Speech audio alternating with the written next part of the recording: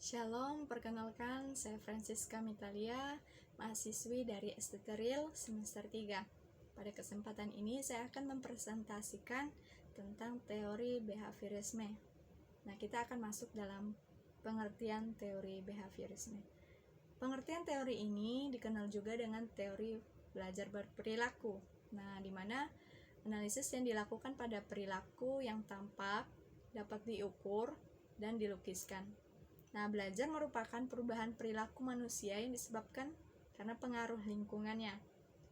Behaviorisme hanya ingin mengetahui bagaimana perilaku individu yang belajar dikendalikan oleh faktor-faktor lingkungan.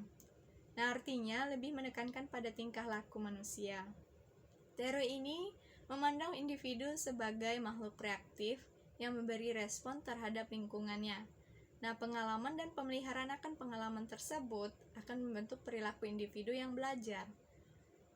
Behaviorisme memandang bahwa belajar merupakan perubahan tingkah laku sebagai akibat adanya interaksi antara stimulus dan respon. Jadi, peserta didik itu dianggap telah melakukan belajar jika dapat menunjukkan perubahan tingkah lakunya. Contoh, peserta didik dapat dikatakan bisa membaca jika ia mampu menunjukkan kemampuan membacanya dengan baik. Nah, menurut behaviorisme, yang terjadi antara stimulus dan respon itu dianggap tidak penting untuk diperhatikan. Nah, oleh sebab itu, apa yang diberikan guru merupakan stimulus dan apa saja yang dihasilkan oleh peserta didik itu merupakan suatu respon. Nah, semuanya harus diamati dan dapat diukur. Pengukuran merupakan suatu hal yang penting untuk melihat terjadinya perubahan tingkah laku manusia. Nah, adapun ciri-ciri dari behaviorisme ini. Nah, antara lain, aliran ini mempelajari perbuatan manusia bukan dari kesadarannya, melainkan mengamati perbuatan dan tingkah laku yang berdasarkan kenyataan.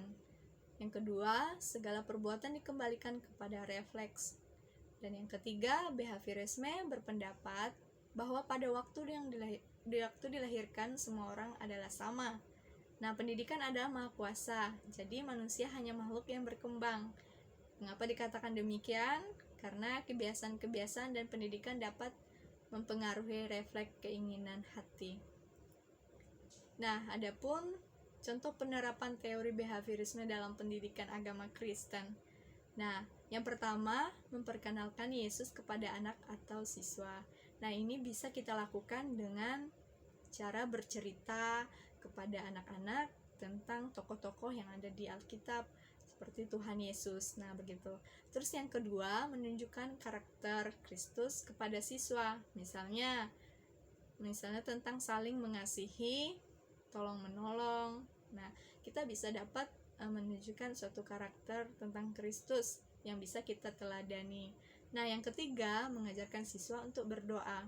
Nah, contoh seperti kebiasaan pada saat makan. Nah, mungkin tidak terbiasa dengan diawali berdoa atau mengerjakan segala sesuatu dimulai dengan berdoa, seperti mau belajar.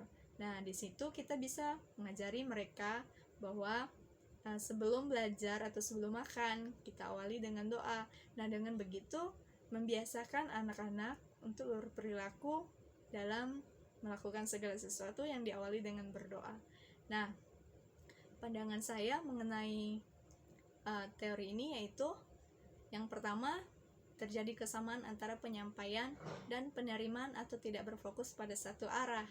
Nah, jadi setiap apa yang disampaikan oleh kita kepada peserta didik, nah itu disampaikan kepada anak, tidak berfokus cuma pada saat kita menyampaikan hanya dengan terarah begitu saja, tapi anak-anak juga dapat suatu respon begitu, mereka bisa meresponi apa yang kita sampaikan. Nah, yang kedua, teori belajar kognitif memberikan pemahaman yang baik dalam belajar. Nah, agar belajar dapat diingat dengan baik dan benar sesuai dengan kaidah berpikir manusia. Terus yang ketiga, pengalaman dalam belajar akan mengubah cara berpikir peserta didik kepada yang positif dan konstruktif. Nah, contohnya seperti membangun atau memperbaiki dari apa yang sudah menjadi kebiasaan mereka. Nah, jadi dapat diperbaiki dalam segala pembelajaran yang diberikan kepada anak tersebut. Nah, adapun kelebihan dan kelemahan dari teori ini.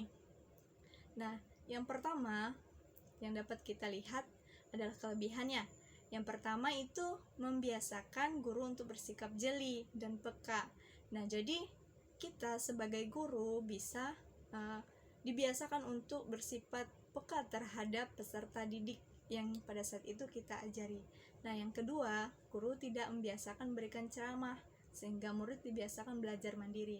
Nah, ketika kita menyampaikan suatu pembelajaran kepada mereka atau kepada peserta didik, kita tidak hanya menyampaikan materi saja, melainkan kita juga dapat memberikan suatu materi begitu seperti pekerjaan, nah seperti tugas, agar mereka juga bisa mandiri. Nah, yang ketiga, mampu membentuk suatu perilaku yang diinginkan, yaitu mendapat pengakuan positif, dan perilaku yang kurang sesuai mendapat penghargaan negatif yang dasar pada perilaku yang tampak.